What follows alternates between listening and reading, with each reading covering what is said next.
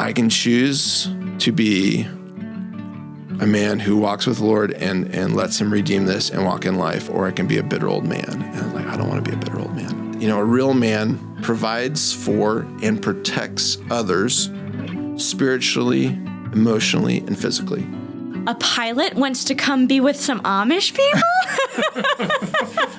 I can imagine that it's a bit of a... Has there been any friction? I just had a great conversation with my friends Zach and Katie Miller.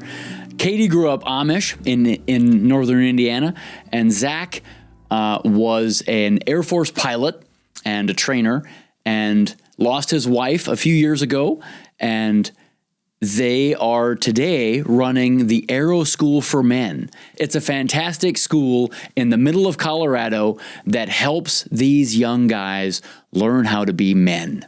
There's all kinds of wonderful nuggets in this episode. Meet my friends, Zach and Katie Miller. This podcast is sponsored by my friends at Azure Standard. A while back, I had a chance to sit down with the founder, David Stelzer, right here at the table, and we had a great conversation. I love the Azure story. They started out as farmers back in the 70s, and I think in 1987, they began a nationwide food distribution company. And guys, they are non-GMO, organic. They do it right. They do it so well. And you can get a truck to drop food right in your town. Check them out at azurestandard.com and tell them Marlon and Plain Values sent you. So hold my hand, think of me sweetly with a graveyard flower. Zach and Katie, thanks a ton for being here. Welcome. We met in Idaho just a few months ago, right? Yep. In Coeur d'Alene at the Modern Homesteading Conference. Yeah. And can you tell me how? Because I remember seeing you guys walk, I think with Sean and Beth Doherty. Yeah. Right? You walked towards our booth, and then somehow we connected, and I think we talked for an hour. Yeah. At least. Yeah. How did you guys hear of Plain Values? How did that whole thing come about? Well, I had known about Plain Values for a while. My parents get the magazine, and I just seen advertisements on Instagram and stuff like that. And I think we had walked over to look at all the books that were in that area. And then he was wanting to look... I was trying to buy the magazine. Yeah. Because so I grew up in a family of artists. My dad's a graphic designer, still actively does that. And I just looked at him like, this is cool. I like the photos. So basically I was trying to buy your magazine. And like no one would talk to me. Like there were people Not there. in a bad way. Not They in were a bad just way, busy. but everyone was busy. And I'm just kind of looking around and everything. And then you walk up and you say, that's my magazine. And I'm like, and I was going to ask you, can I buy it? But then you were saying, hey, let me tell you about it. And so that's when we just started engaging in conversation. I think we found the commonality with your children and then my youngest brother, Arthur, who has Down syndrome. So that was our first point of connection of just, hey, and then we just started talking about story and where we've been and, so yeah. But we showed up at the Homesteading Festival expecting that something was going to happen. We were going to run into someone, we make some connection, some contact. And so I just feel like God did it in that way. So I was just trying to buy your magazine, but I still haven't been able to buy your magazine yet. I think we started talking and then... Yeah. That's so good. Yeah. Well, let's jump into your past. Okay. You were born in Missouri. No, actually I was born in Washington State. Okay. Basically in Spokane, Washington. My dad at the time was associate pastor with the Assemblies of God in the Palouse country, and he had just finished up school at WSU, and but my dad hadn't gone to seminary yet. He'd gone to Bible college some, so he been an associate pastor for about a year or two or three, and then finally, hey, I need to go to seminary. So we moved down to Springfield, Missouri when I was like a year and a half. And I grew up in Springfield till I was about 12. And then we moved back to Washington where his folks in Kennewick, Pasco, Richland's called the Tri-Cities area. And we moved back there because his folks were getting up there. His dad had a stroke and all his brothers and sisters, he's the oldest of 6. They all lived there. And so like, well, let's go back there. So then I did middle school and high school in Washington State. So how did you enter, how did you join the military? So when I was 8, we were homeschooled growing up, and my mom, it was like part of our homeschool was every week to go to the library. So when I was 8, went to the library, and my favorite section was the planes, trains, and automobile section, like probably most boys. And one day I got this book about the Thunderbirds, and I somehow convinced my parents at age 8 to take me to the Air Force recruiter. And I said, hey, how do I fly these planes? And he said, well, you got to go to the Air Force Academy. So I'm like, as an 8-year-old, said, okay. You were 8 years old when I decided, yeah. So, and it was just like, that was what I was going to do. And so literally for the next 10 years, I worked to figure out basically all the steps, like they really are looking for a well-rounded. So working on the academics and taking all those classes you wouldn't want to take, science and engineering, not because I loved them, because that was the means to do what I really wanted to do. And then eventually by the end, over those 10 years, I got to really kind of figured out what I really wanted to do. And it actually came because I actually initially didn't get in the Air Force Academy. I actually got a letter of rejection from them to be in the class of 2004. And they said, hey, we're not going to pick you this year, but the Naval Academy had picked me up. And it was actually this really big crisis of faith / distilling down who am I really? Because really what I accepted to go to the Naval Academy, and my best friend was going there as well. I'm like, well, I guess we're supposed to go there. But in the whole process, I realized I really wanted 3 things. I wanted to love God, lead men and women, including my family, and I want to fly airplanes. Like that was like literally my life was those 3 things. And I realized I could do that in the Navy or the Marine Corps, which is the Naval Academy. And then it was so interesting. And this is like one of those things, like when you finally surrender that area of your life to God, then not always, but in sometimes he gives you. So it was crazy. So I accepted. I'm even on the class of 2004 Naval Academy shirt. My best friend went there. So he gave me a copy of the shirt, even though I didn't go there. But my name's on that shirt. And it was literally a month before in processing. So like June 1st, we in process on the 30th of June, I got a call from my brother, and I was out of town, and he said, hey, the Air Force Academy just called and they want you to go. And so it was like almost that thing, like as I surrendered and said, okay, well, I trust you, God. Like the core things that I feel like you've put in my heart to be of loving you and leading men and women, including my family, and then flying airplanes, I can do it somewhere else. And then God's like, okay, let's bring you back. So I did join the class of the 2004 at the United States Air Force Academy.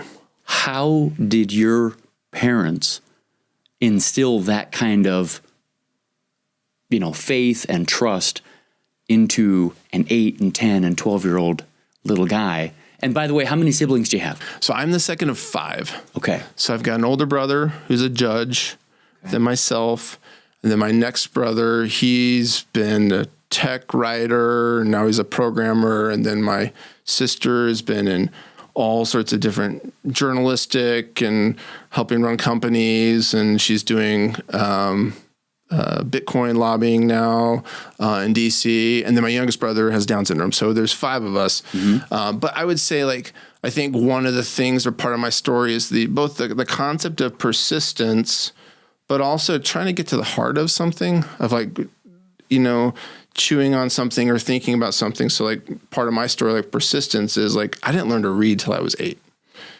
But my mom, we're homeschooled. She just kept trying reading curriculum and phonics curriculum over and over and over. And then when I turned 8, I went from no reading level to 5th grade, literally that year. Wow. So and I think that was part of it. It was just you don't give up. And that's the same thing I would say with my dad. He's an entrepreneur and everything. And my dad can find a legit legal way to overcome an obstacle, which I love. He's nothing unethical. A lot of people will circumvent it in an unethical way. My dad will find a way to ethically overcome. And so I think that's a similar thing too of the Naval Academy was going to work. It wasn't what I'd always wanted to do, but it was going to work. And so it's and I think just between those 2 things, I think my mom really taught me the concept of perseverance. She didn't give up on me. She was patient with me. She just said, we're going to keep working on it. We're going to keep working. And then when it happened, my brain, I'm a lefty, I'm creative. My brain goes many different directions. And so I think it was her helping me learn how to order it. And then once I did, I was able to unlock it.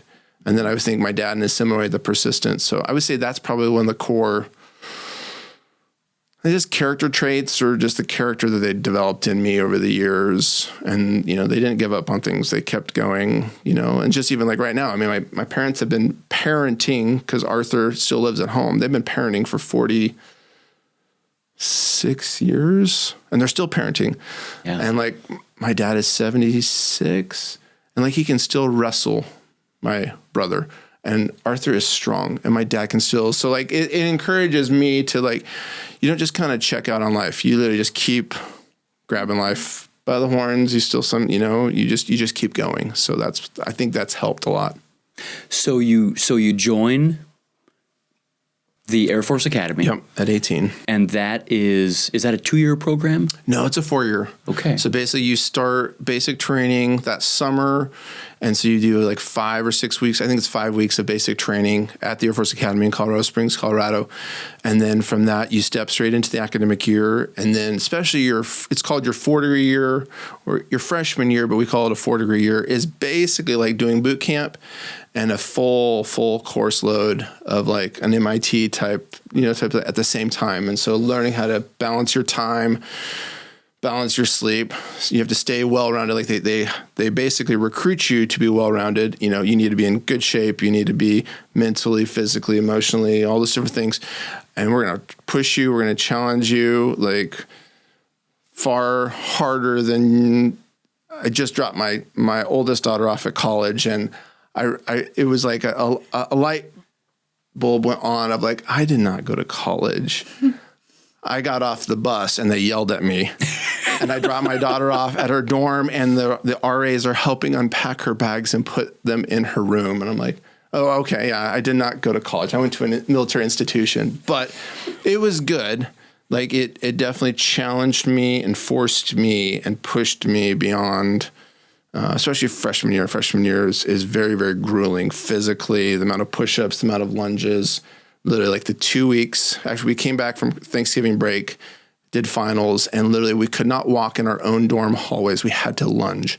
So literally those 2.5 weeks, I probably did somewhere between 2,000 to 4,000 lunges to get to my room, to go to the bathroom while we're doing finals and everything. And then, and then we did something similar before we went through what was called recognition. But all that, there is something too about the concept of something being tough. And I really think that is, God used that for later on life of preparing. I've gone through some really, really, really tough things at multiple stages in my life. And that sets a new benchmark or a new standard to help me be able in the next phase. And I can kind of look back, okay, thank you for preparing me in that way. Mm-hmm. And then it's basically the Air Force Academy is like pretty much like an Ivy League academic, very rigorous. Everyone, even though I have a political science degree, I've taken thermodynamics, I've taken aeronautical engineering, I've taken astronautical, I've taken mechanical, I've taken electrical, and I've taken philosophy and all those things. So it says you basically have 2.5 years of core curriculum that every person has to take at the academy so that you can speak in every language. And I can talk to a computer science, like I've taken computer science, and I can talk to a computer, and I generally know enough that I can, function in that language. And then you're doing all your military training at the same time. Is all of that training with the stated goal of we are here to train you how to fly a jet?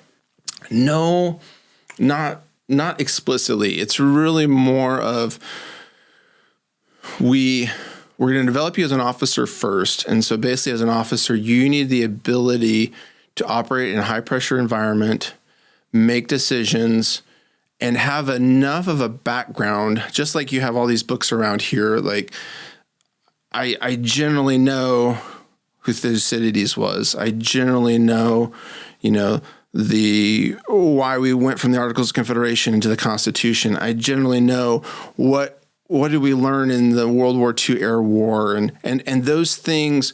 But I also understand, mechanical and thermodynamics. It's like I'm going to give you this foundation so you're fluent in many different languages because we don't quite know what you're going to have to encounter, including once you go to pilot training. So we're just going to give you this really deep, rich soil or foundation, either analogy you want, and then to a degree that gets you ready. So like I was blessed. This is a crazy story. So I really wanted to be a glider IP when I was my freshman year. And the freshman year, your 4-degree year, you don't get to fly really. You more just like do your military training and work in academics. But the summer between your freshman and sophomore, your 4-degree and 3-degree year, you either get to do jump or soaring, the intro course. And I really wanted to do soaring because I want to be a soaring IP, because the soaring IPs, they were the most prepared. They would fly the gliders, and after 3 years of flying the gliders, their sophomore, junior, senior year, then they would be really ready to go off to pilot training. So that's what I wanted to do. Well, my roommate at the time was like, let's go do jump. I'm like, I'm scared of jumping out of airplanes. He's like, no. And he had always, since he was like a young kid, wanted to be on the parachuting team. Wanted to go to the Air Force Academy, wanted to be specific on the parachuting team. I'm like, okay. So my friend Josh, he jumped earlier in the summer, and then later that summer I did it just because Josh did it, and I just gutted it out because Josh did it. And then the crazy thing is he said, we need to try out for the team. And I'm like, oh, okay. So we did, and by the grace of God, I got picked, and Josh didn't. Oh my goodness. Which is a crazy story. And Katie's actually met Josh. We had our reunion last year, so she met him and his wife Abby. And he was a good friend because he still was my friend after that. But I got, for the next 3 years, I got to parachute and be a part of the, now it's called the Air Force Parachute Team. It used to be called the United States Air Force Academy Parachute Team, but basically got to jump and everything. So in some ways they prepare you. There are aviation opportunities, but most of it is just, hey, let's just get you this super strong foundation that you can speak a little bit of all these different languages. You know how to work with people, develop relationships. You understand how the Air Force works. And then we'll send you off to pilot training post the Air Force Academy. So when you say a glider IP, just so that I understand, what does IP stand for? IP stands for instructor pilot. Okay. So basically it's a teacher, but there's a reason we don't call them teachers, because flying, it's actually interesting. We call it pilot training. Once you graduate from the academy or you graduate from reserve officer training at ROTC, you go off to training. When you fly and you teach flying, it's very one-on-one. So I, as an instructor pilot, am going to fly with a student pilot, and I'm going to pass on my experience and my limits, like a driver's ed, just in a more complicated thing. So the concept of instructor pilot is it's a lot of one-on-one instruction where you're briefing with the student, you're flying with the student, and you're debriefing with the student. And so the cool thing at the academy is you get an opportunity when you're a cadet to be an instructor, even as a 19-year-old. And then I got to be a jump instructor. I actually taught parachuting for the 3 years that I was there. But it's this, and it's, I love the leadership that you learn, which is one of the key aspects of the academy too, that happens when you're working with taking something that's scary and you're teaching them to train to trust their training and to trust the equipment, or trust the whole process, or trust people. There's pilots flying the plane, and then you've got another, like I, as a 20-year-old we'll use the term, I'm throwing my classmates out of the plane, at 4,500 feet above the ground in Colorado Springs, like that type of thing that builds that trust. But because there's actually a real risk to it, because if we don't do it right, someone can seriously get harmed or die. Like that actually makes it more realistic. And so that's that term. Did you simply just push through the fear and just just totally toughed it out? Yeah, literally it was completely just it took me about 65 jumps before I was actually not scared of it. And now, like if I went back and jumped again, I'd be a little bit, but then I would, eventually you get to where it becomes second nature and everything like that. But yeah, I've learned that a lot of life is you literally just hopefully not on something that's foolish, but on something that you're like, this will have value and long term, just literally gut it out. Yeah. So that's pretty funny. Yeah. So you go to pilot training. Yep. And then you ended up flying the B-52. Mm-hmm. Right. How did that come about? So, of course, I never wanted to fly the B-52. that was not the plane that I wanted to fly. I wanted to fly F-16s, right? Like I told you, that was where the Thunderbirds flew at that time. So I went to Shepherd it's called Euronato Joint Jet Pilot Training in Shepherd Air Force Base in Wichita Falls, Texas. And then at the beginning, I did pretty well. I was like top third of my class. You're always competing against your classmates. We actually had 4 Dutch students in my class and 20 Americans. So it was and the Dutch spoke better English than the Americans did. It was pretty funny. So I did really good in my initial training, T-37s. Then we moved into the T-38s, and the plane was going so fast, and I was a little slow basically slow to fly the jet or behind the jet. Like the plane was going faster and the decisions were happening faster than I could get my brain to go. So I struggled, and then kind of about halfway through it, I learned how to actually, okay, these are some tools, how to train my brain to think and to gain, basically a type of self-control, but it's a different type in a stressful environment with heat, and it's very dynamic. So I learned how to do that. And I initially was going to go fly F-15Cs. I initially got selected to fly the Eagle. And then I went to a follow-on course. So I already had my wings. I went to a course called Introduction to Fighter Fundamentals. And while I was there, I let fear drive too many of my decisions. Like the reason or my motivation, instead of like, I'm going to learn because that's a good thing to do and I'm going to grow, I was like, oh, just try not to fail. This is one of my probably biggest life lessons of like, it's way better to aim for what you really want than try not, like I hate prevent defense. And the young men I disciple, I've told you a little bit about the men I work with. I always tell them, do not play prevent defense on anything in your life. In your marriage, you should be on the offensive. You should be in that pursuit of your wife, or with your kids, you should be on that pursuit. And I think I learned that here because I think I was playing prevent defense. I was trying just not to fail. And guess what? I failed at IFF, which is a really crazy, probably the first big failure of my life and a crisis of like, I thought I was going to go fly fighters, and all of a sudden I'm in this purgatory called a flying evaluation board. They're like, what are we going to do? There was a chance they would reinstate me. And I basically went through a whole legal court case on my flying character.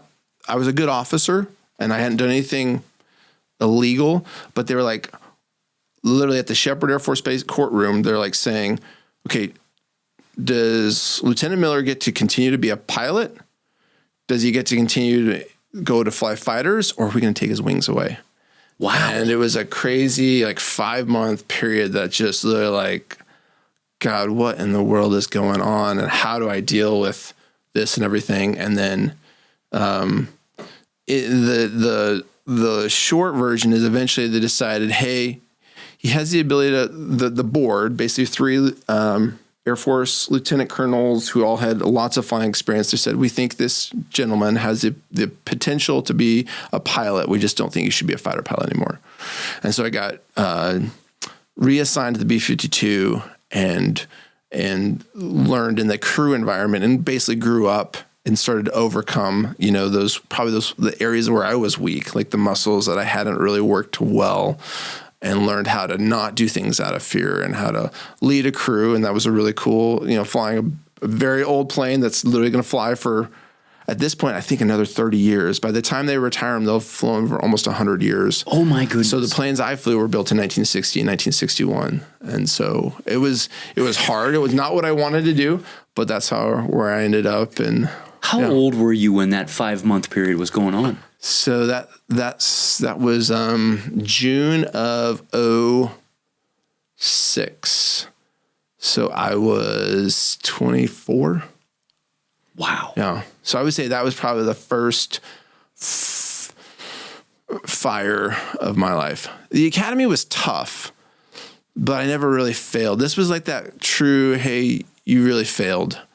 And, if you ever read, John Eldridge, he talks about the question of, do you have what it takes? Like I literally had a board say, nope, you don't have what it takes.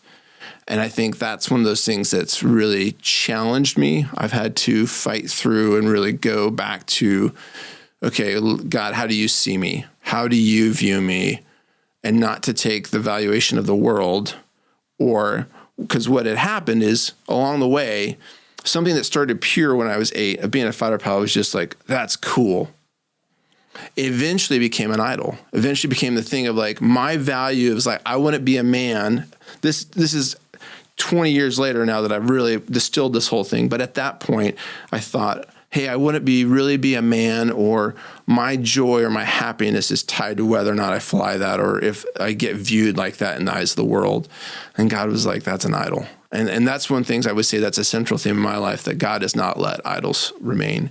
He's gentle sometimes, and sometimes he's like, Zach, this is going to destroy you, and you're going to destroy your family. And so I think that if I had gone down that route with my current heart, I would have worshiped it and destroyed my marriage, destroyed my kids' lives and stuff like that. So in his grace, in his mercy, he is constantly trying to work to get those things that are really going to destroy me. He says, let's melt those. Let's get those out of the way. And so that's, and then he is also a God that redeems. Like, that's the thing I would definitely say is another theme that I see of what he's done with those types of things. Mm-hmm.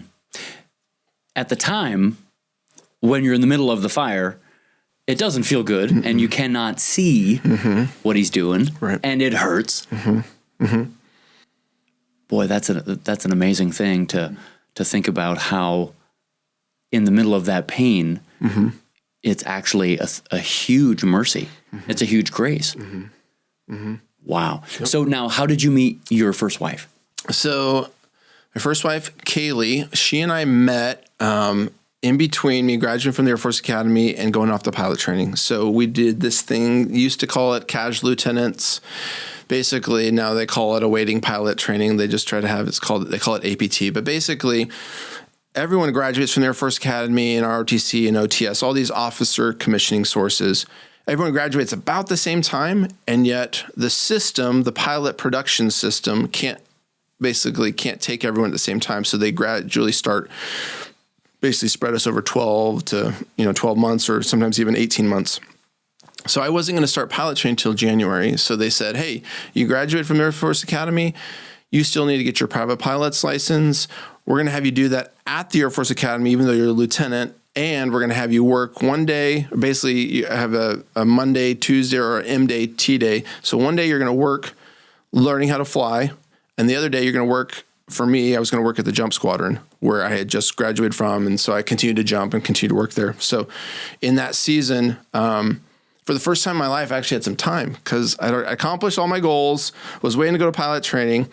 And so I finally was able to dig into my local church, and I intentionally didn't want to do anything with gals because like there's just a distraction. So I joined an all men's Bible study at my church, and they ended up through that we ended up on a camping trip, and on that camping trip, Kaylee wasn't even supposed to go. She was actually supposed to get set up with another guy at that camping trip. She didn't really want to go because the guy was going to be there. I guess last minute he didn't go, and then her roommate, basically twisted her arm because Kaylee had just come back from a really intense backpacking trip, like doing real camping, and we were doing car camping, and that was like a lesser thing. So, so it was Labor Day weekend, 2005, and literally, like, I'm sitting playing cards with some buds, and Kaylee and her friend came up. They're like, "Hey, does anyone want to go on a hike?" And I'm like, I think this would be a good thing to do. So I put the cards down, and so went on a hike with Kaylee, and that's how we met, on a camping trip. Yeah. Did you date for a few years, or did you get married pretty quickly? Probably in between. It was one of those things, like, we met, and then I knew I was going to leave in January for pilot training, and I tried to do things fairly systematically. Like, I basically wanted to get to know who she was and get to know who she appeared to be. Was that really who she was? Like, I'm always trying to discern and look into the heart and stuff like that. And so I was able to get to know that fairly quickly, that a lot of people that had known her for years were like, yeah, this is really who she is. And so we started dating in about a month, and then it was crazy. As soon as we started dating, within 10 days, we both knew that, yep, this is what God has for us and everything. And so So it was weird to we both had prayed about it. We'd met with one of my mentors, and it was just became very clear to both of us. And then I proposed before I left for pilot training in January, and then we got married in August of 2005. So basically less than a year. I mean, from we met in September and we were married the following August. So I guess it was 11 months from meeting to getting married. And so we got married in the middle of pilot training. So I'd started in T-37s in Texas, and she was still working to focus on the family and planning the wedding in Colorado Springs. And then we got married in between. You get a few days off, and then she came down for that next part. So Wow. So you guys were married for how long? almost 18 years. 18 years. Yeah. And your kids are today how old? So they're 18, 15, and 12. So girl, boy, girl. Yeah. Yeah. Now Kaylee ended up passing away from cancer. Is that right? Yep. Zach, I don't even know exactly what to ask. I mean, what can you share about that whole process? It definitely I think it's maybe more close to being in a car accident or being in something that all of a sudden just is crazy. There's been seasons where everything seemed completely smooth and blessed and we're living the life. And 2014, I really felt led to get out of the active duty. And so we were in the process of starting that whole thing. And we bought a place out in the country, and literally we're going to start homesteading. We'd bought the crazy cow we were telling you about this morning, Mariana, the crazy cow. Had chickens. We were just doing life. And then I officially left active duty and was underemployed, and everything just the opposite of a Midas touch. I would try to do something and it just wouldn't work out and everything. And so I ended up starting at a regional airline where my pay wasn't even going to pay the mortgage, and then I tried to apply for Guard Reserve jobs, and those things didn't work out, and everything just wasn't working out. And then I started at this regional airline, and literally I get the call from Kaylee, and she says, I think something's going on. And then, basically we do the tests, and then it was just literally you just got hit by a truck. I mean, just massive. Yeah. And it shook everything. Definitely just tore at your heart, of we went from everything seemed okay, maybe in that 2013, 2014, 2015, and then 2016, just the bottom fell out. You're just in shock of hey, what, and literally it's just how do you take that next step of for me, the mantra that I've come up with that I try to live by myself is that a real man provides for and protects others spiritually, emotionally, and physically. So in that case, I didn't feel I could protect her. And it was very, very powerless of how do I do this? And then emotions, and it wrestled with her concept of God, of is he good? And how could this have happened? And we've got 3 young kids. And so it was all these areas where I just literally was on my knees. And then there was one day, I was literally on my face because Kaylee was just in the depths of despair. And I literally just remember the day, and I just walked over into our bedroom and just literally laid on the ground on my face and I just said, God, I don't know what to do, and so it was shock, and then just looking to him because I had no clue what to do. And then that road wasn't a quick one, wasn't an easy one. I feel we got some reprieves along the way, for a while she was better. Mm-hmm. And for a season, things somewhat seemed more normal. And even when we got back into the reserves, or we got into the reserves with the Air Force, then that opened, employment was good again. Healthcare was there, and things seemed, we almost had a little rebirth of life. And then in 2020, when she got diagnosed with stage 4 breast cancer, it was even crazier, of trying to wrestle with and I think I still did. I definitely lived in a lot of denial. Like, this isn't going to happen. God's going to heal her. And we prayed for that and everything. Looking back, I think the main thing I've had to work through is I don't understand it, and I still don't. And I've had to acknowledge that's where I'm at, and then at the same time say, hey, God, okay, I don't understand it. I'm going to lay it down on an altar and give it to you. Because if not, it always creates a rift between me and God. And those are kind of the two. I don't understand it. It's still crazy. Sometimes I still wake up or I look around. I'm like, really, did that really just happen? Yeah, I think it did. But I still can't fully process it. I've gone through, really worked through all the grief. But I just Proverbs 3, 5 and 6, where it says, trust in the Lord with all your heart. There's nothing about the mind in it, right? It's like twist your heart of basically, do you believe that God is good? Lean not on your own understanding. I can't lean back to that I could figure this out. Well, if I would have done this, or if Kaylee would have done this, or if this would have happened, or this hadn't. It says lean not on your own understanding. And it's literally the trust with the heart. And that's probably been the biggest thing of learning to let my heart trust his heart that God is good. And then, in this whole process, of him truly, all the different places it talks about, I'll give you a heart of flesh or heart of stone, or Christ came to heal the brokenhearted in Isaiah 61, all those things, that's where it's brought me back to again and again. And literally, there was a point just even a few months ago where God was giving me a new, soft, clean heart.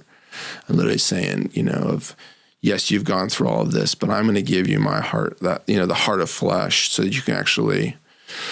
And so I don't understand it, but I have been able to say, God, you've taken me, just kind of like that 4-degree year that was intense and crazy. You've taken me through these crazy things, these overwhelming things.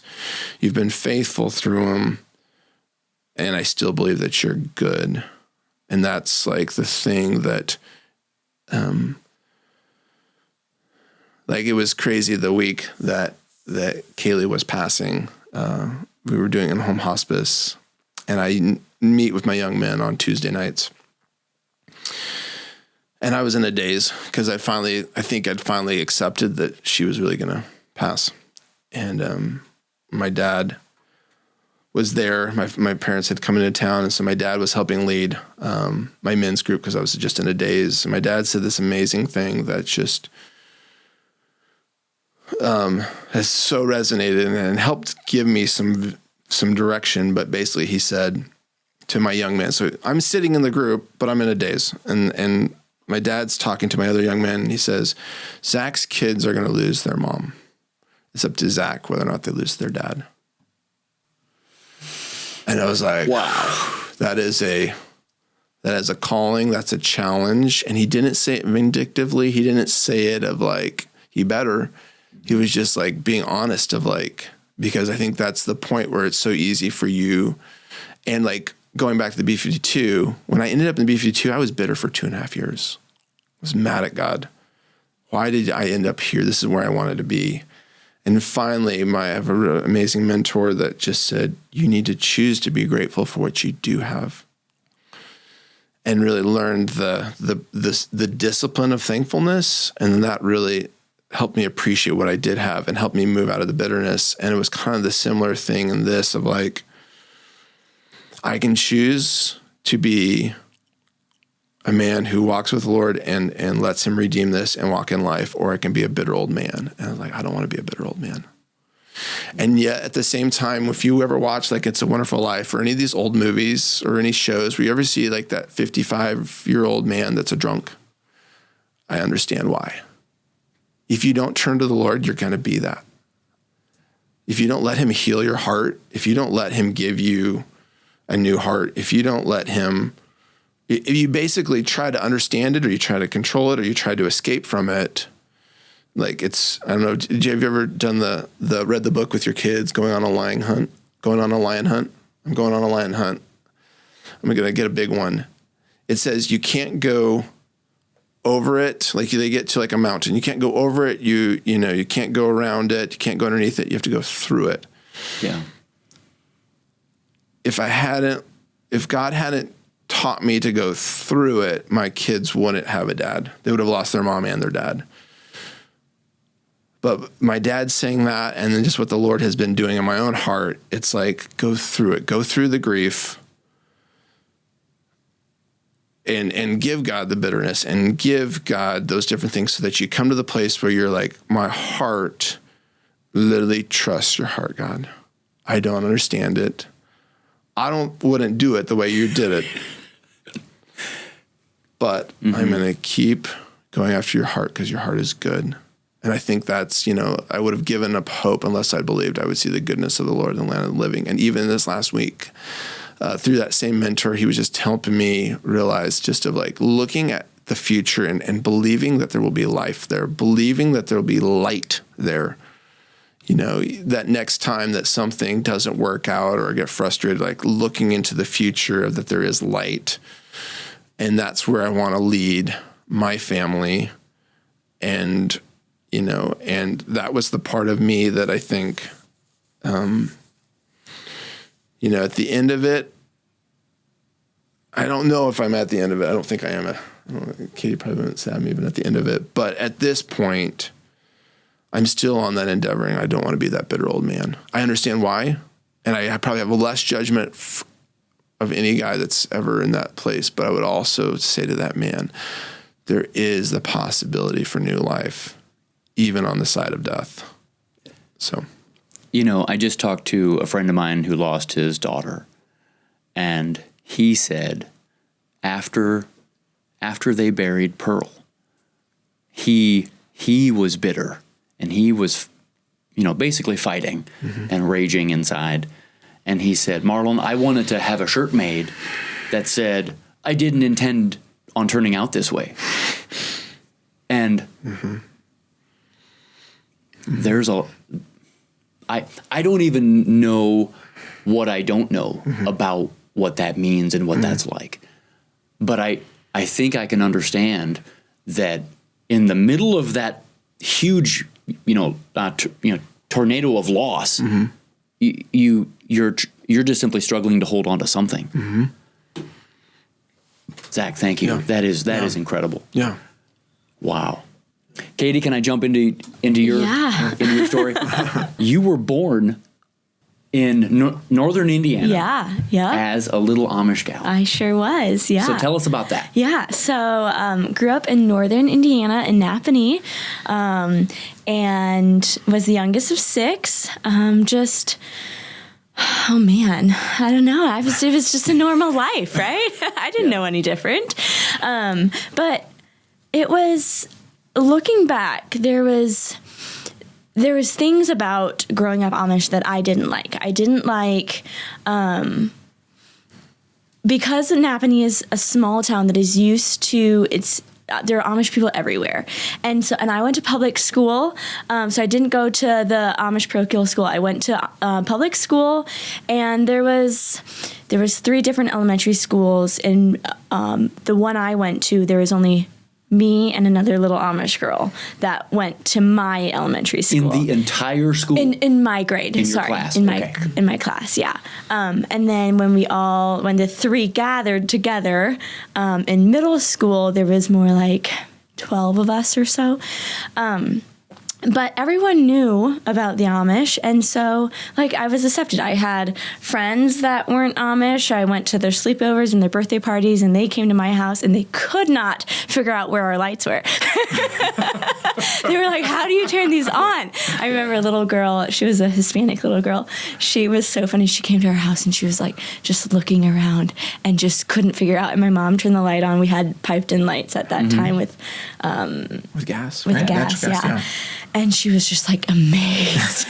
Then my mom the held a lighter up to the light and it turned on, and she was like, could not. She was like, what is happening?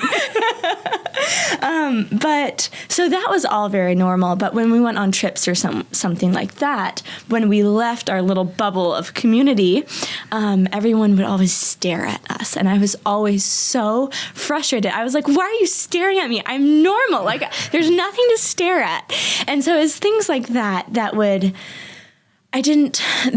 the part that I didn't like when I was out somewhere else, because it was just like you got that attention and I didn't like, the attention felt like I didn't do this to myself, like I'm not necessarily choosing this. So why are you staring at me?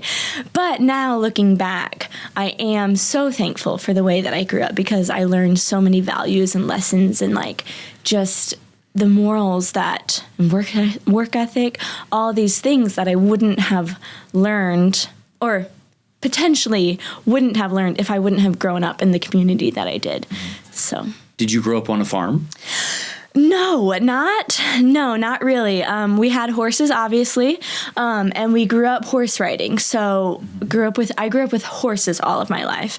My dad was a hog farmer until I was about 8 years old, and that's the extent of it. We had dogs, but no chickens, no cows, like none of those things. And now going into the homesteading world that I've wanted for a long time, and we're doing those things now.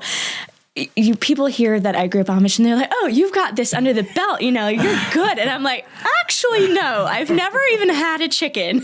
So we just got our chicks our chicks arrived about 3 weeks ago. Yeah. So excited. Don't know what to do with them. And so I'm actually the expert on the animals, because I've done a lot of this, relatively speaking, but it's kind of fun. We both enjoy it. So I didn't grow up on a farm, but wow. As I've gotten older, I've stepped more, I stepped back into those heritage things that my grandparents would have done. And so I'll tease my parents sometimes and say that I'm more Amish than they are. Okay, I love it. So I have a question about that, because I can identify a little bit with the Amish community here, where there are many, many Amish families who are buying their own clothes. They're not making their clothes. They are, they're buying all their groceries at the store instead of, raising a garden and canning and things like that. And many of them, I think, are going back. What do you think, has happened, but what do you think happened to the Amish community out there to, do I say, allow them to get away from those traditions? Yeah, that's a really great question. And it comes down, like, factories were more profitable and you made way more money than farming. And especially, I think out here in Ohio, you guys have more farmland than the Napanee where I grew up in. Like, there's not much farmland left there. It's mostly houses. Okay. And so I think their farms got smaller. They weren't able to produce as much. As far as I know, the community still, at home, they also have gardens and that sort of thing, but nobody has a farm anymore. Nobody has. And I think it was just the introduction of the factories and how much they were able to make more money. And it was easier. And then they could come home, have their, few horses, and that was it. So I think that was probably the transition. Are you the only one of your siblings that have left the Amish? No. So there's 6 of us. 3 are Amish and 3 aren't. I have a brother who's German Baptist that lives in Montana. So they have a really cool property out there.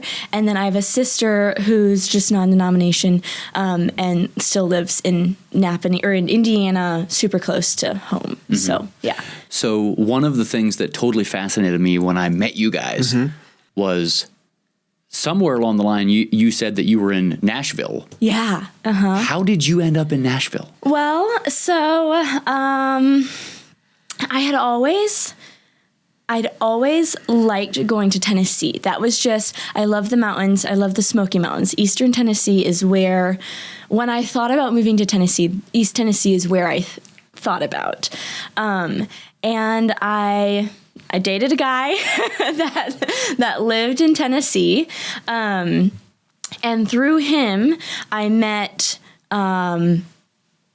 his brother's girlfriend and her family and stuff like that. And her mom owned a coffee shop just outside of Nashville. And coffee shops had been something that I'd wanted to, working in a coffee shop had been something that I'd wanted to do for a really long time. I loved just the atmosphere of coffee shops and like what they meant of bringing people together and just that community that gathers to sit and talk and just, be present with each other. That's one of the things that I love about going to coffee shops is just seeing those interactions. And she owned a coffee shop. And so after we broke up, we stayed in contact, and her mom, Anne, would ask me, she'd call me, everyone text me and be like, just so you know, I still have a job available. And I was working a really good job at a factory in Napanee. And by that point, I had, in 2020, when I quit, I had worked up to a management position, and I was really good at You were good. You're good. I was good. There was a newbie in the management world, and so I definitely made mistakes and things like that. But it was good. I was good at it. But it was so stressful. The company had just gone from being a small Amish-owned factory woodworking shop to a huge multi-million-dollar company had just bought it out.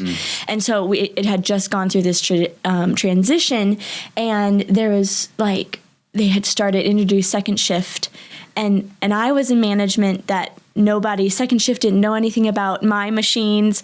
And so I was working, some days I worked 18 hours. It was crazy. And I was 24 at the time, and I was like, this is too stressful. I was like, I am too stressed out to be this young and not dislike my life and job as much as I do. And then around that time, I think it was in November, she texted me again and was like, just so you know, there's a job. And I was like, you know what?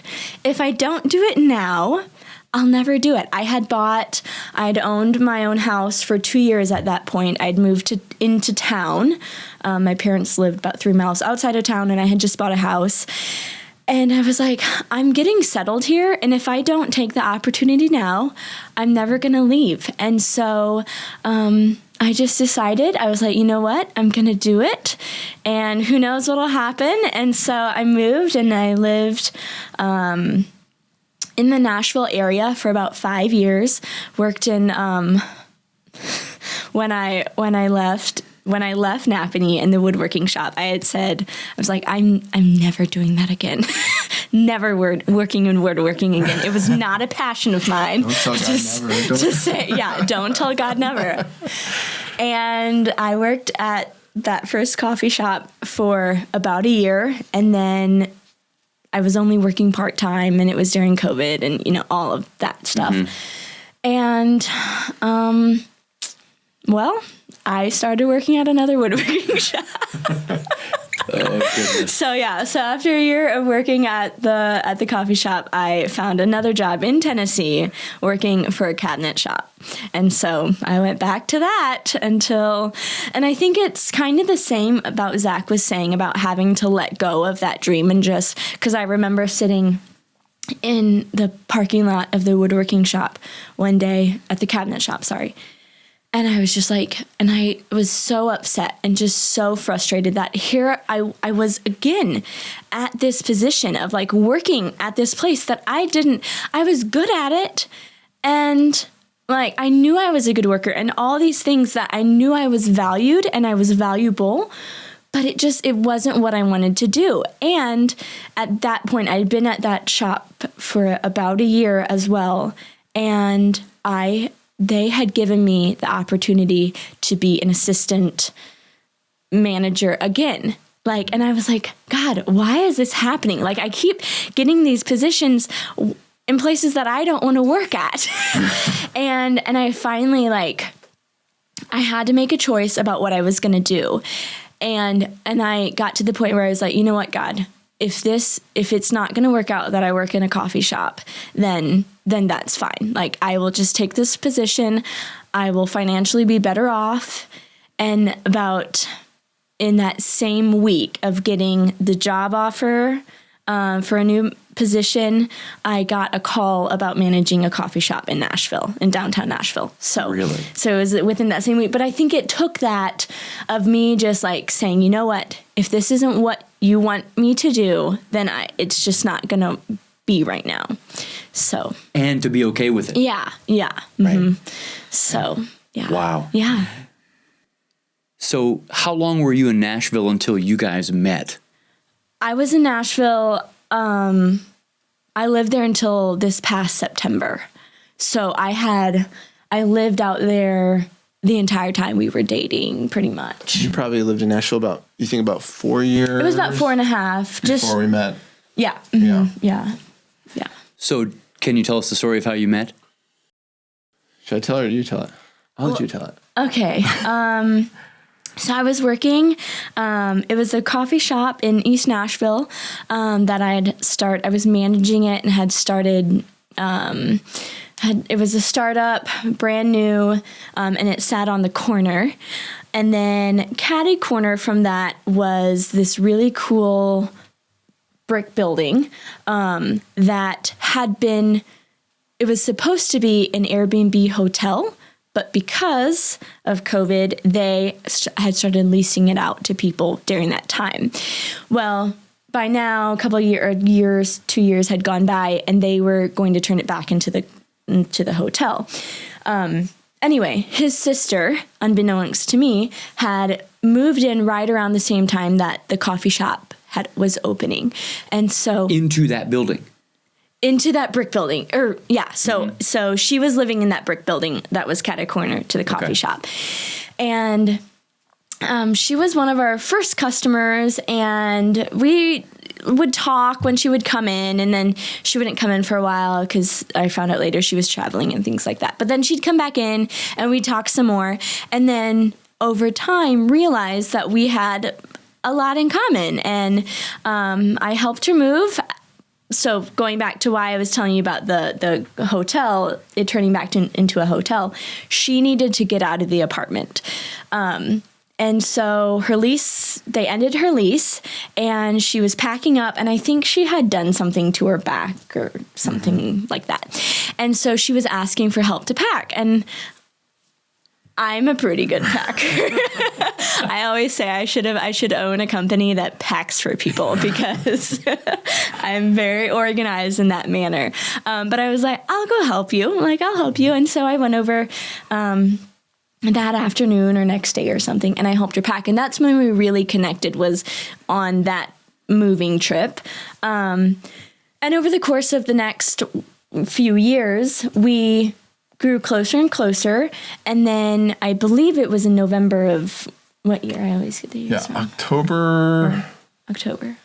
Yeah, October, November of 23. Yeah. Yeah, of 23. She had invited some women over for dinner, and we had been doing this we'd done it a few times, and then she was like, well, I think I'm moving to Colorado. We were all like, what? This is random. Why? And she had said that her brother, I knew that her sister-in-law had passed away when it happened, because she came into the coffee shop and I could tell she was sad, and I was like, what's going on? And then we talked about it, and we talked about how, close they had been and how long she had been in her life and all of this. And so I had known about this for a long time before I knew Zach. Mm-hmm. And so she told us that Zach asked her to move out to Colorado to help him with the kids. And so she was going to, she was going to move. And over the course of the next few weeks, we were talking about her moving, and I told her, I was like, well, I would ride with you so you don't have to go by yourself. And then on January 1st of 24, yeah, we headed for Colorado. And now Zach can tell his version of the story, I guess. Well, yeah. So I think my sister had talked about you a few times just in general, because she's kind of the similar, like, that's one of our funny things of, like, we both didn't grow up Amish, and yet the more that we kind of, like, maybe I did and I didn't know it. There was a few times where I asked, I was like, are you sure you weren't Mennonite, at least? But we did have, like, growing up in Missouri, like, and I just even think about, like, growing up, we had friends that were Mennonite, and, like, we lived in, like, I would have sleepovers at kids' house that didn't have electricity. So, like, it wasn't so different. Like, it's not as big of a leap as I think a lot of people would say. I was like, I think we're probably way more similar than we're not, but. And you've got the perfect last name for it. Perfect last name. I know. Even for all your bridesmaids, did you tell this? This is a funny little story. Well, you can finish your story first. Well, just of, like, yeah. So I knew. So my sister had told me a little bit, just in generally, about her Amish friend. Literally, I don't think she'd even use her name. And then she just said, hey, we're gonna be driving out and everything, and then we need. She was transporting. She had a U-Haul, and then she was transporting her car, and we're going to store it at a friend's house initially, the car.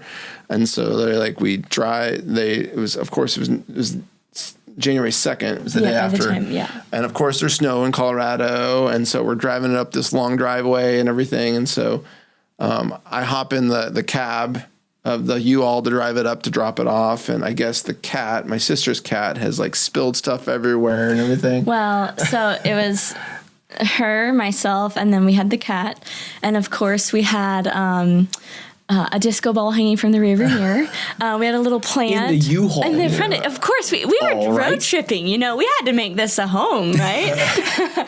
And I had brought little sample bottles of essential oils in my bag, because you never know when you need an oil, right? Oh, no. And about 10 minutes before Zach gets in the car to I don't know, move the car around, or the U-Haul around, so that they could unload the car, I realized that one of my oils had opened up.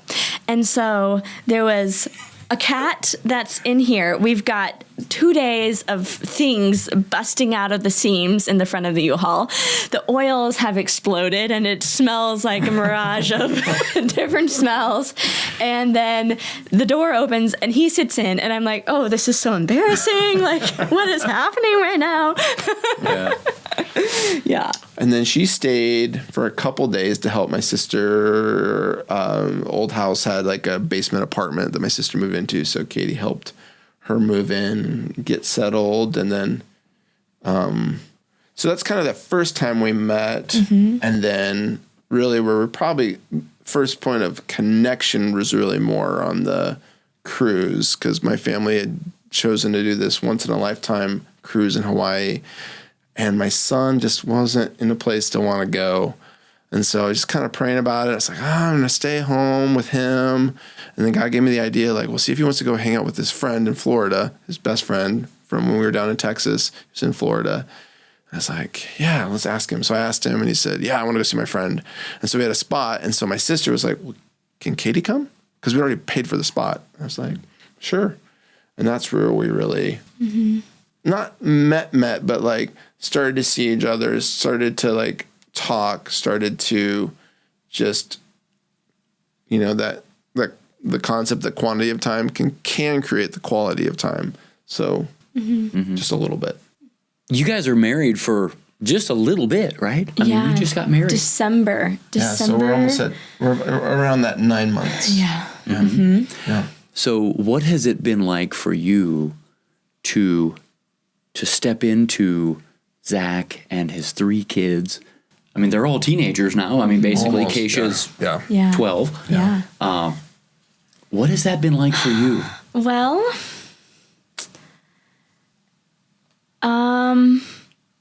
It's been a challenge. Like we have really fun days and there's really good days, and in the grand scheme of things, I hear stories of other people, and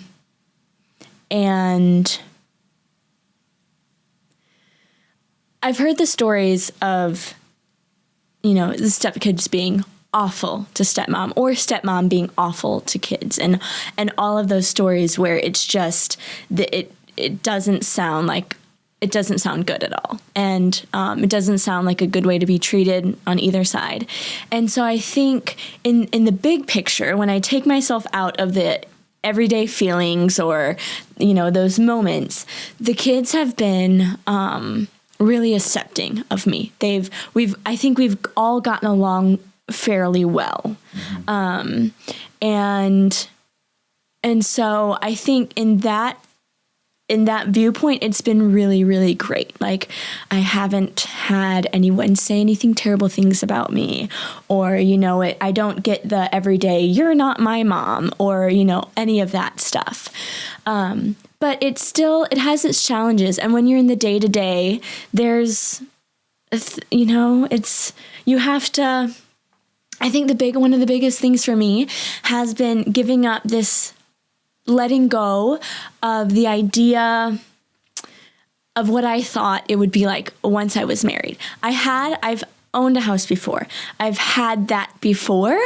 And so, and I'm 30 right now. And so I thought, in the Amish, community, I thought I was going to be married at 21 and done, and that's not how life went. But so I had this idea of what I thought it was going to be like once I was married, and everything would be in its place, and I would have my own things, and it would be, there's these steps that you take, and it obviously hasn't been like that. And it's learning how to start a new life with a husband, but also having teenagers, and also having kids that miss their mom and they don't know how to express their emotions, or they don't want to deal with them. And it's learning how to have my things, but have to coexist with what mom had. And like Christmas last year did not look how I imagined that Christmas would be like. We decorated the tree with all of their things, and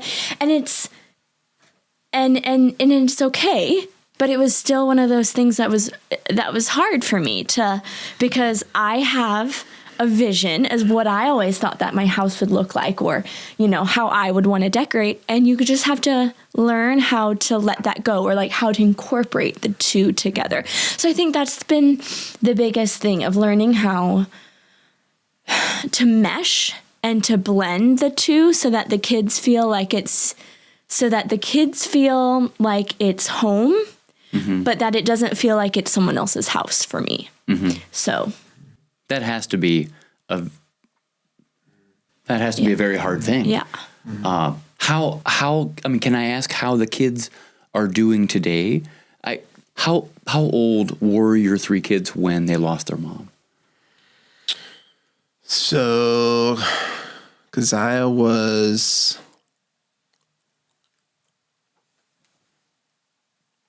15, almost 16. Zion was 12, and Keisha was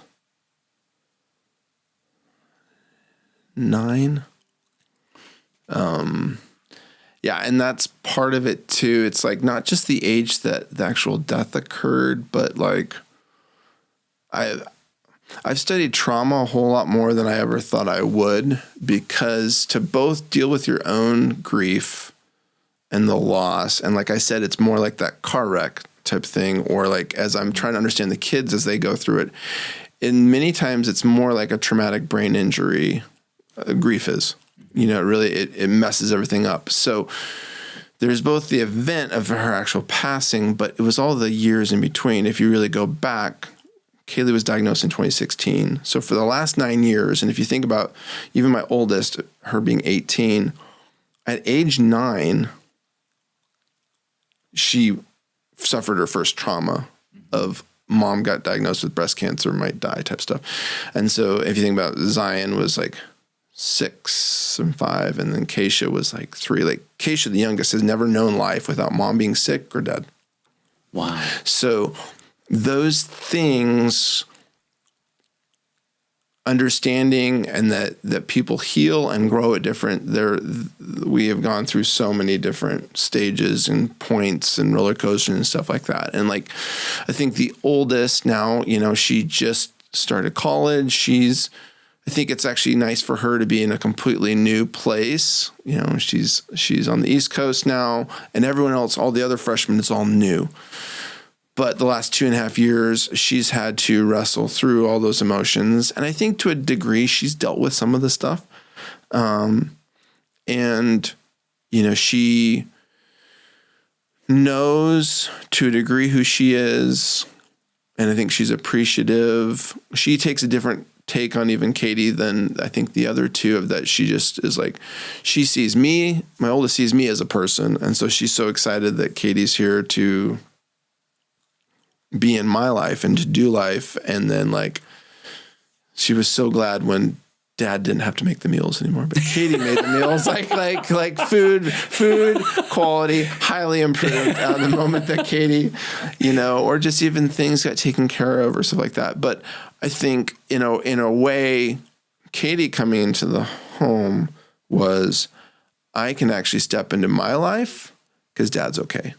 For the oldest. And I think she's starting to live her own life. You know, I still get a phone call here or there of, hey Dad, guess what? Or can you help me with this? Like, you know, and on her, you know, on her journey of faith and her journey of life, like she's still many more steps to take. But I think she's probably at the best acceptance of what has occurred. Whereas my son, I think it's still really hard for him to accept what has occurred. And almost similar to my youngest, like it's almost been his entire life. And he was very tight with Kaylee. And so he is still going through adolescence, he's 15, almost 16. You know, in that season of trying to figure out just who he is as a man. And yet the past has been so turbulent that he's still struggling, like significantly struggling.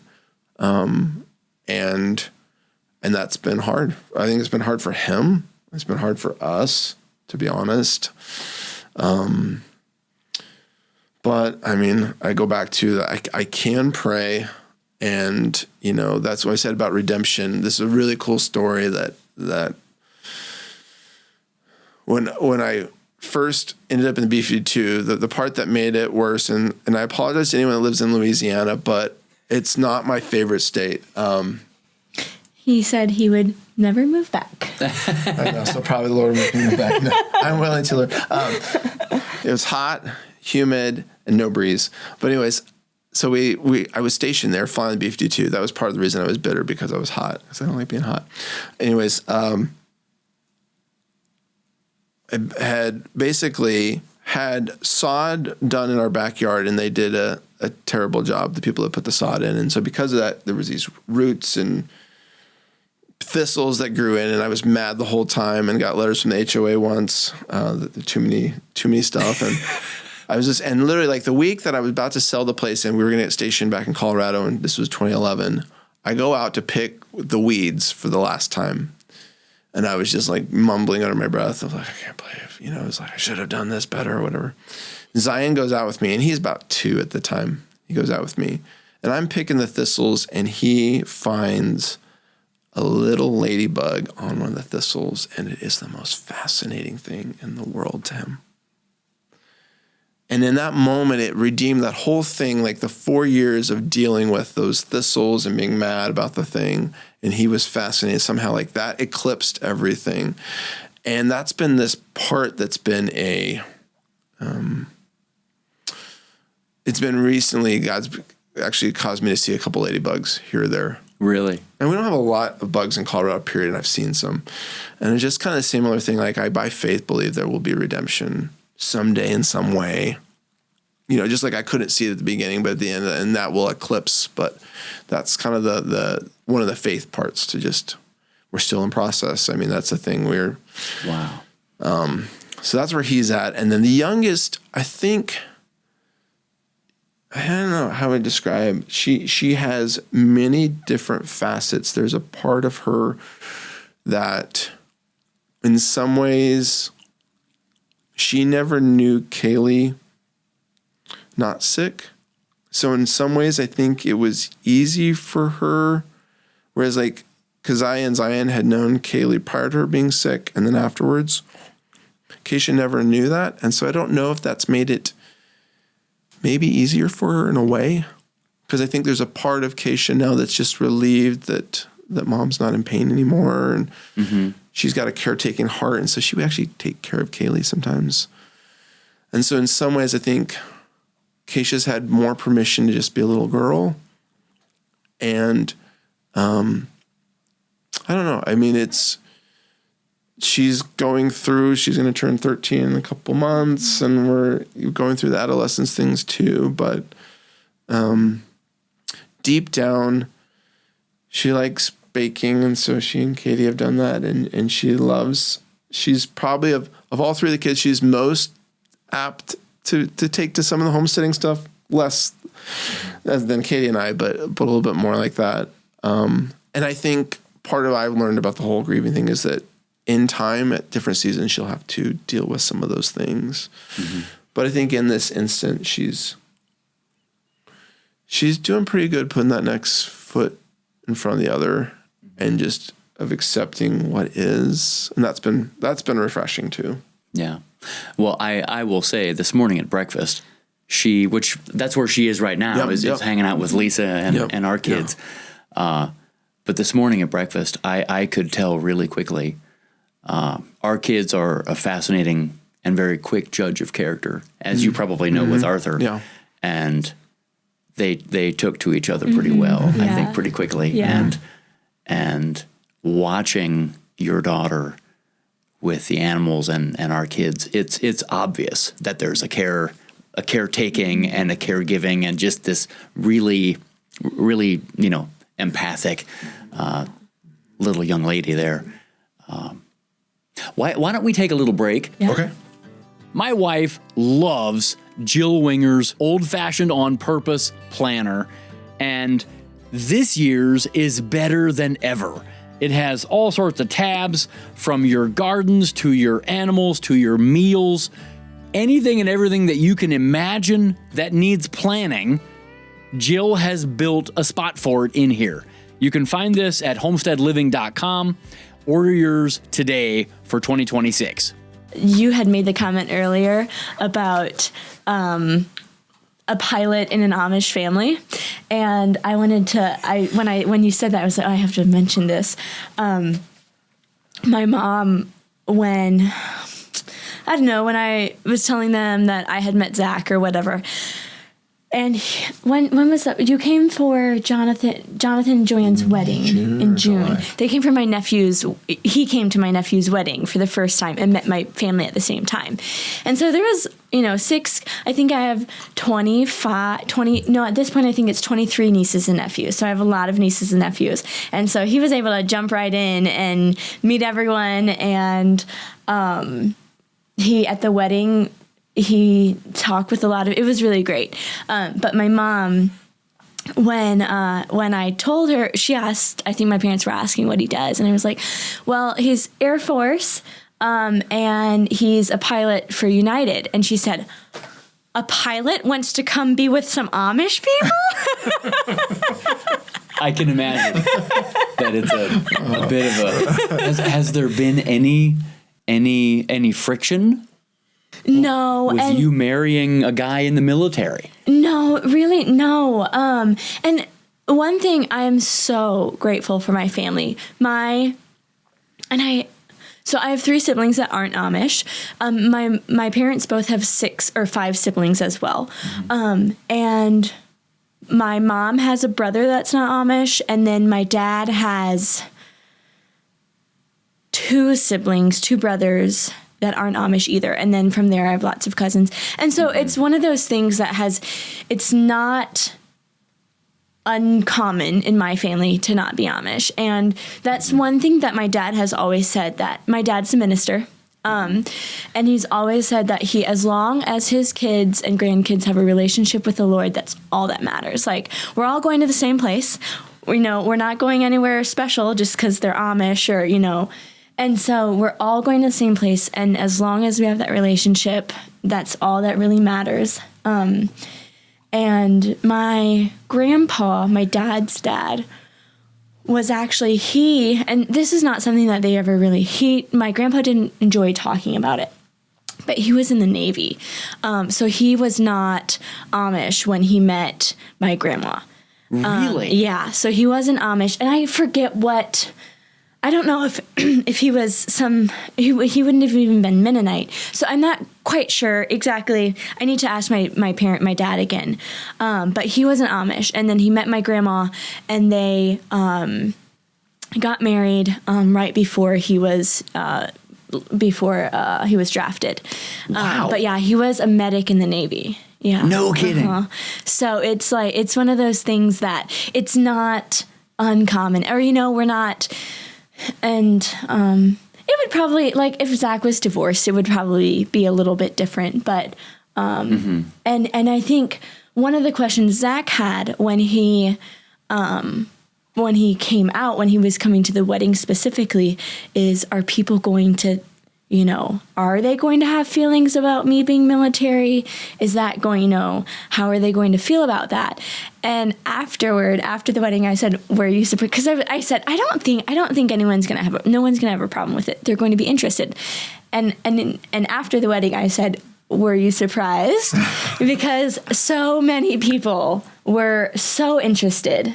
Correct? Well, Joanna's dad, so basically your nephew's wife's, the father-in-law, we're sitting at the wedding and they're opening presents and literally we're just talking airplanes the whole and so we interacted with them out in Uray and everything like that, and they were wanting to watch the flyby. So it was just kind of not just the fascination, but just the true understanding of all those things and the appreciation of it, and just the choice to.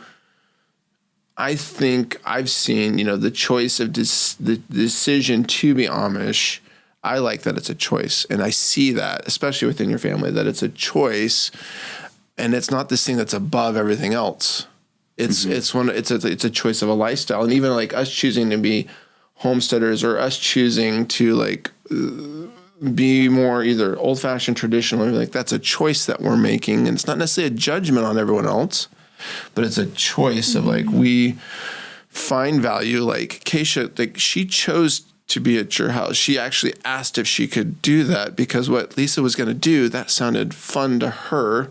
Yeah. As opposed to just sitting, type thing. So I don't know. Yeah. It's felt way more natural than I had thought it would be, because it's once again going back to the heart. That's the thing of I love her Jerry's heart. If you met Jerry, you're just he truly loves people. He loves his family, but he truly loves people. And he loves the Lord. And because of that, then everything else is we'll figure it all out. It's all secondary. That's all secondary. The core things are settled. And that's with her family, there's not second-rate citizens. Everyone, we're just all, we choose a little bit different. Yeah. But that's so good. Yeah. So let's jump into the Aero School for Men. Yeah. You and Kaylee began that a long time ago. Right. Yeah. So it's actually really interesting. It goes way back to growing up homeschooled. my brother and I always were looking at, our peers and the whole community of like, hey, when you grow up homeschooled, you grow up with these morals and you grow up with this, intellect, and you understand history and timeline and all these and even like the theological and worldview and everything like that. And yet you still have to interact in the world, not be of the world, but you have to be in the world. And we knew some homeschoolers that could do that well, and we knew some that could not. Mm-hmm. And so we were like, well, it would be cool if there was like this thing that kind of helped maybe like take that 16-year-old that was maybe awkward or couldn't interact and was maybe even judgmental, and like taught them how to listen, how to learn, and how to interact type stuff. So my brother and I talked about it years ago. And then it just kind of kept stirring in my heart that, hey, the question of, I thought you became a man when you turned 18 or 25 or you got married. And I realized, hey, there's a lot of boys around me at every age. I see 5-year-old boys, and I see 15-year-old boys, and I see 45-year-old boys, and I see 75-year-old boys. And I interact and I work with them. I was like, what? So it just kept stirring this thing. And then I think maybe it was the time I was at the academy, but God just kept putting in my heart to start, basically a young men's, eventually gap year program. But just a true training program, just like we do pilot training. Pilot training takes about a year. But I was coming with this concept of like, well, how could you actually train taking a boy and go through some training steps to truly help them take steps into manhood? And so it's actually, I told you that I went on that hike with Kaylee. I literally told her that day that that's what I felt God was calling me to do. Before you were dating? And just like who I am. Like, so literally I told her on that hike, that first hike. So literally we've known each other maybe an hour at that point. I told her that that's what I was going to do one day, like I was going to start a young men's school. And so I just kind of kept starting to process that anytime I made a mistake or anything like the whole B-52 thing, I was like, I can view it as that's a mistake and I'm mad that happened. Or I can just say, no, God's just given me more material to teach from and to learn from and, and wisdom and stuff like that. And so kept reading and kept, I would disciple young men along the way, all sorts of different peers sometimes, or younger men in church or stuff like that. And then finally, the most formal is when we were down in Texas. In 2019, we were helping out with the youth group at our Bible church down there in Del Rio, Texas. And we were helping with the Sunday school. And Kaylee just looks over at me like, these guys are morons. And so why don't you start, and this is basically with the middle schoolers and high schoolers. And I was always thinking I was going to work with 18 to 25-year-olds. She's like, these guys are just, they need help, Zach. Why don't you stop talking about this and start doing it?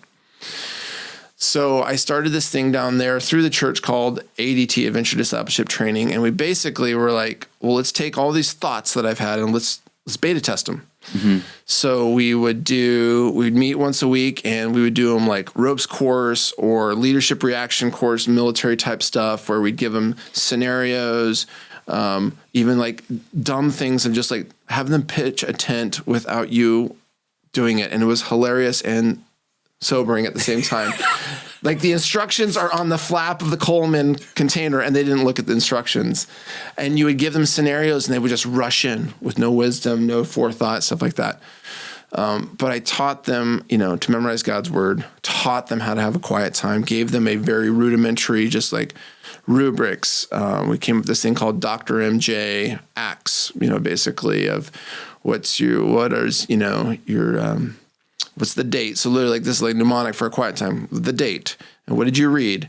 And then what are you memorizing? And then your journal. So that's the Dr. MJ. And then the acts of the adoration, confession, thanksgiving, supplication. Basically giving them all these tools to actually, I would say any man that I know that has really walked with the Lord has a quiet time, a consistent quiet time.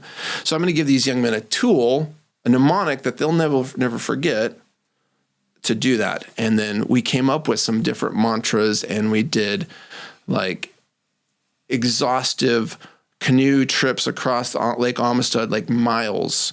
And we pushed them further than they thought they could go. And we did, different scenarios and just put them in uncomfortable situations that they could overcome, and we push them and stretch them further than they thought they could go. And then COVID hit, and I had a lot of time.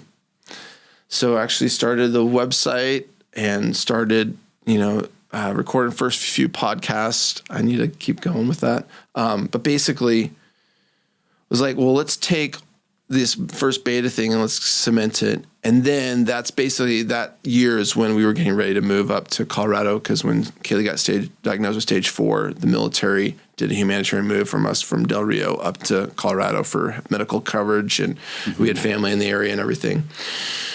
And then that fall, Kaylee started to stabilize, and so kind of prayed about it. I'm just like, we had a lot of connections in the community already with a lot of the families that we had homeschooled with and church and everything. And so I wrote a letter to about 8 young men. I'm like, I want to invite you to join the Aero School for Men. And 4 of them accepted. And we basically started meeting every Tuesday night. And just basically just very focused discipleship with our mantra that a real man provides for and protects others spiritually, emotionally, and physically. So many times within the church, we'll maybe just focus on the spiritual, or maybe I think most men understand the concept of just physically providing, handing a paycheck in or healthcare type stuff. But we need to grow men, and literally these are 6 areas, and especially the emotional. That's the one that a lot of times guys don't go there. They don't know how to go there. They don't know how to connect with a wife or a woman, or they objectify women. And so we just basically just every week started just chipping away we would do some of the practical stuff. We would teach budgeting, teach scheduling, we do this exercise called Dolores. I borrowed this from a pastor. His name is Aaron Stern. When I was in a young adults group, but basically you come up with your dream woman, your dream wife. And we use Dolores because no one gets called Dolores anymore. Maybe in some Amish communities. But anyways, so basically you come up with your ideal woman of what is she like personality? What does she look like? What does she do? What's her interests? Is she this? Is she that? And we try to make it very, very specific. And then we say, okay, let's reverse engineer it. Who is she looking for? So if you're looking for a woman that's in shape and athletic, are you in shape and athletic? You're looking for a woman who can cook. Do you think she's going to want to make every single meal? But maybe you should learn how to make a couple meals and all these different things. And the cool thing is we started to show them, and we did this in a lot of other areas too, come up with a blueprint of why don't you start aiming to be that man, and then you'll attract that woman. And just basically this is the whole thing at Aero School is we want to give practical, not just theoretical of just have more time with God. No, we are going to memorize this section. We are going to memorize Proverbs 3:1-12. Mm-hmm. We are going to do these activities, and we're going to learn these traits, and we're going to develop, the tenacity, but also just the practical how to do business development plans and brainstorming of where do you want to be in 5 years? And so we've done all those things. And so we started that, back then. The only thing that I could think of as you were saying that was you're building the same foundation that the academy taught you. Mm-hmm. Read some of the classics. Mm-hmm. Be able to think for yourself, right? Yep. Am I understanding it? Yeah. And that's the concept, the core. So the academy gives you a couple things. You have the core curriculum, and then you develop the brotherhood, and there's women there too, but there's this thing of a crucible, you go through, I told you, we did thousands of lunges.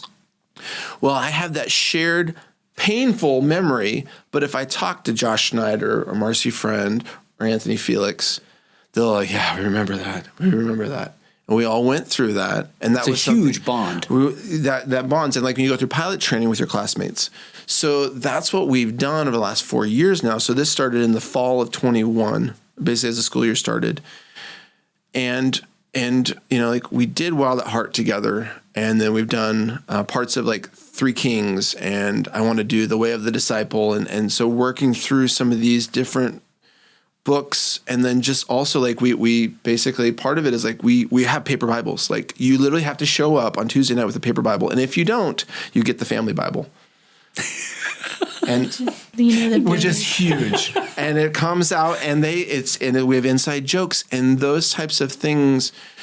But now after 4 years of us doing that, and then we started doing encampments. And that's like part of the encampment is it's a 6-day thing that I have the 18 to 25-year-olds. They run for 11 to 17-year-old young boys. So they're basically the guys I weekly disciple get to practice being a father for 6 days.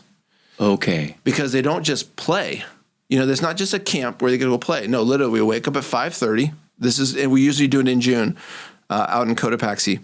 They wake up at 5:30 and they do physical training. They do running, push-ups, practice boxing, tug of war, you name it type stuff. And then we have quiet times. So we practice it. We teach them. So we instill that in their formative, at an 11-year-old, hey, as a young man or as a man, I have a quiet time. And if I look over there, yeah, Coach Zach's having a quiet time too. And then we do breakfast, and then we do manual labor. We build cabins, structures, trails. My guys can build an amazing trail. We have this one that looks like a stegosaurus, like they've put some flat rocks that stick up, and it just looks iconic type thing. Well, we're teaching them how to work. And so the cadre, the 18 to 25-year-olds, get to learn how to motivate a 12-year-old to work with a pickaxe, with a shovel. Yeah. And then we do lunch, and then we play, because when you're interacting and trying to raise a young man, they have to play. A lot of life is learned through play. And so we will raft, whitewater raft. We have the Arkansas River, less than a mile from our place. We'll rock climb. Sometimes we'll do horseback riding. We do different adventures. Intense capture the flag. We actually even had a mutiny last year in our capture the flag that my son was a part of the mutiny. And it was like, you guys are genius. We need to figure out a better way to do this. But the cool thing is now some of these guys have been in it for 4 years, some of them 3 years, some of them 2 years. Now they're running the cadre, the 18 to 22-year-olds, 25-year-olds, they're running the encampment, and we're providing the oversight there. And so they're doing those core things. And so this is like the actual culmination type thing. But the real work is that weekly. That connection, that digging into the word, and they're teaching. Now they're leading the Bible study a lot of the times. They're teaching the practical. Like I have one guy who's welding. He comes and teaches welding. I have one guy who's, a business developer. And so he taught business development all winter this year. But yeah, like you said, it's this core thing. And that's my hope, is that over time it continues to develop, that we can bring like a lot of like the Summit Ministries and biblical worldview. Mm-hmm. I want these young men to be well versed in that. I want them to be, well read, well spoken, and yet at the same time, like they can swing a hammer, they can use a pickaxe, they understand how to operate a chainsaw. We do marksmanship. They all know how to. Literally, we have 11-year-olds that are operating weapons in a military-like, setup of like when we're doing, really range control and teaching them all the respect. We're teaching them how to have the proper respect for tools, mm-hmm. but we're not just giving them with physical tools. We're giving them emotional tools. We talk a lot about women, because a lot of men, I think, have a wrong conception of women. So we really spend that time of, you need to observe the whole woman. Do not just objectify her.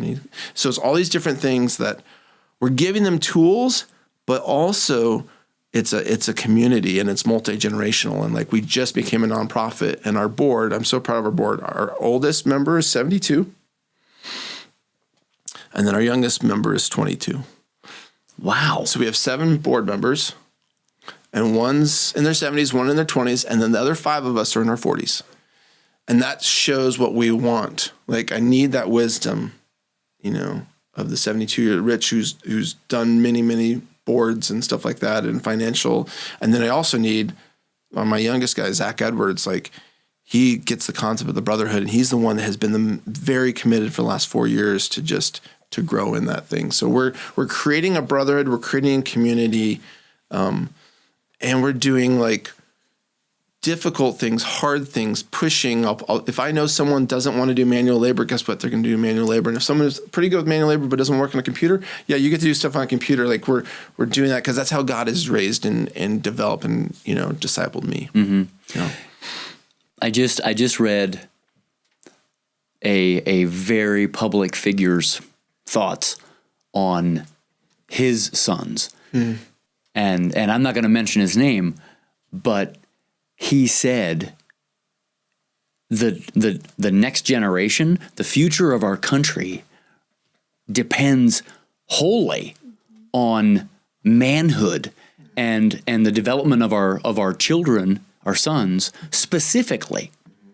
Go shoot, go jump out of a plane, go all of those things. Mm-hmm. And he said, if we drop the ball, who is going to step into that role? Who's going to take on those roles of all the things, watching out for the family, watching out for the people around them. I absolutely love everything that you're doing out there. How can we help you in that? Are you financially? Are you? Every nonprofit can use more money. That's right. I mean, I'm an idiot, but I'm not that dumb. How can we pray for you guys? I mean, just as a family and also as a nonprofit, how can we pray for you? Well, there's a challenge to not. It takes a lot of emotional energy, and then there's a lot of spiritual resistance when you go into this and actually say, no, we are going to raise men. And we are not going to bow to anything around us. And so we're not naive to that there will possibly, and at some point, be either both litigation or just even on the emotional front of that there has been challenges to just take a step and take a step, take a step. So the main prayer is, Lord, and it was so cool. One of my young men, literally last week in our Tuesday night group, said this thing that he had heard from another man, because we're just talking about what's the last thing of wisdom you just heard, and he said this, and I'm like, that's good. To not just let God be the first priority and then have these other priorities, literally just both that God is my priority, but that he is in everything else that I do. So that I don't do, hey, I'm going to go put on my Aero School cap right now. Mm-hmm. There have been times, and this is where I would ask you to continue to pray. There have been times where I got a phone call from either Katie or my older daughter, in the middle of men's group, and I feel like a conviction. I need to go take care of my family first. I'm actually going to teach these young men wrong if they see that I prioritize the ministry over my family. And wow. I see that is going to be a continual challenge as we grow. Right. Right. For them to see you live it out. They have to see me live it out because, yes, they'll hear what I say, but I'm not naive. Going back to what you said, when I fly, and I've been an instructor pilot, I've taught flying for 13 years, and a good demo, if I show a maneuver to a student correctly, there's a very high likelihood they could replicate it. But if I do a poor demo, someone else is going to have to fix that. They're going to have to change that picture in their mind. So them actually seeing, okay, Katie calls Zach's wife, because some of them are married and some of them are not. Zach's wife calls, or she comes and asks for something, or his kid needs something. Is the ministry or his family first? Or is God or the family first? They're watching what I do. So I think that's probably the biggest thing just for us as a couple is, yes, this is important, and yes, it deserves time and heart, but to never let my ministry, even to the Lord, ever come secondary. That's the first thing. God has put on my heart is I need to just sit with God and be with God. Just like we just sat this morning and did relationship with your family, with my family. Mm-hmm. I need to do that with God and with my family first. And if Katie ever feels like she's playing sick fiddle to this, or my kids as well, Like, so that's probably the first place, just of the prayer support. And I would love to develop a prayer team that truly bathes us in prayer and helps us to be led by the Spirit, because I've seen so many other organizations either lose their mantle or go off path. And so just keeping the main thing. So that's probably the first thing, is just for the strength and the courage to do it, because it's arduous at times and you feel the resistance at times. What would you say on that? I think what I had been saying earlier, as we continue, this would be prayer for the family. As time continues on, and we don't know what's coming down the road, but as time continues on and we all grow separately, we all grow together, that the prayer is that we would continue to grow together, and that we would have that connection of a family. There's been bonds have been broken, and trust has been shattered in some area, and there's been all these different things that have happened. And I hope that one day down the road that we can all see the good that has come from us getting married, and living life for the Lord, and just that it would all come together, and that the kids would be able to see that, and that relationships would be restored, because they can see the value of coming back or being with family. Would be the prayer. Yeah, and that we create an environment. I think that's our hope, is that we create an environment where there is laughter, there is freedom, there is a place where people want to be, that there is things are growing, that the redemption, that part I was alluding to earlier, of I want to see that. And there's a part of me, I think, a temptation just of well, let's just go build this thing over here. This all mess was a mess, and let's just go build this over here. And rather, no, let's let the Lord restore this, because I don't know, have you ever read the book, The Chosen? Mm-hmm. I mean, that's a crazy extreme that the priest does to his son. He basically, gives him the silent treatment, I think, for 4 or 5 years type thing. That crucible that son went through had value I don't agree with it. But if you look at it completely holistically, in the end, was that son equipped to actually be the priest? And that's, we know that Hebrews 5:8 talks about that. Though Christ, even though Jesus was a son, he learned obedience through what he suffered.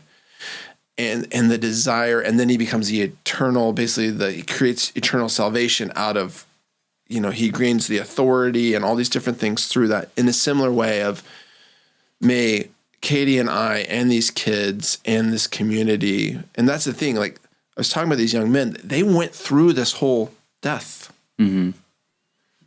with, and they went on the other side, right. And to help them see that God is not a Santa Claus. I do not see God as Santa Claus at all. I believe I see him more as a really good but tough football coach type thing that's going to kick your butt and love you to death at the same time, and it's going to get you down the mud at the same time, and they're going to pick you up and I'm so proud of you, now get back in the mud type thing. That's the God I view. That's, but in that there can be that redemption, and that there can be this life that we fought through, and we wrestled through these things, and yet at the end, there's just something very beautiful. And it talks about in Revelation 3, buy gold from me refined in the fire. I think that's our hope, is that there's light out of this whole thing, that there's life, there's joy, there's freedom, there's connection, that we've created a community. That's the thing too. We don't just want to build a program. I don't want to do that, and go back to Psalm 127 too, is like, unless the Lord builds the house, I want to glorify the Lord, and there be, and like Keisha's life verse is Jeremiah 17:7-8. Blessed the man who trusts in the Lord, whose hope is the Lord. For he shall be like a tree planted by the waters, which spreads out its roots by the river, and will not fear when heat comes, but its leaf will be green. Nor will be anxious in the year of drought, nor will cease yielding fruit. Like, that's the thing. I think we desire that there become fruit out of this grain of wheat that's died, all this death. We desire that there comes life out of this type of thing. And so that's, I think, our hope and our prayer is that life can come, that reconciliation can come, that, literally, as if anything, like the concept of being creative too, like that brings me life as I start to be creative, that as I let my brain actually, being a pilot is not super creative. And so in some ways it's really forced me to be very more structured than I would have normally been. But then there's also this part of me that's like super creative of like, we could do this and we can do this. And it's so fun. We had one of the young men that was working for us this summer. He grew up more in a probably like suburbia type thing. And we live on some land, and he was doing some yard work for us. And he had this idea. He's like, Coach Zach, can I build something over here on our land? I'm like, yeah, what do you want to build? And he'd drawn it all out. And it was basically some logs, and it was like a whole area in the shade that was like this logs and with grass and everything. I'm like, yeah, do it. He's like, what, really? Like, I can. And he'd never been given the freedom or the permission just to build something in real life. Mm-hmm. And he built it. And that's really what we want to be able to do with Aero School for Men, and even just us doing our own homesteading too. It's like, Katie's had all these dreams, and like, it makes me happy to see her start to, like, how happy she has been to get these chicks and see their, and even some of my past, I was able to bring some of my past in, or like, I'm about to build my fourth chicken coop. And I took some notes on yours today. Just of like, cause I looked at my taking, like, that's part of taking what has happened in the past. It wasn't all bad. Mm-hmm. I can bring some of that into and bless my wife. Yeah. And I love seeing her get excited about that. And I know that she's going to jump up and down when we finally get a cow and stuff like that. Like, that is what we want. And we want to afford that for other men and a community. Yeah. The thing that I think I appreciate the most about what you said, that you don't really just want a program. You are looking from my chair. You're trying to build a place where you can actually share life with these young guys, good and tough. Yeah. And not bail when it gets tough. No. And I just think it's wonderful. Yeah. How and where do folks learn about the Aero School for Men? So we have a website, www.aeroschoolformen.com. So that's got the information, our basic of who we are, like our encampment for next year. So we're going to have 36 slots for next year.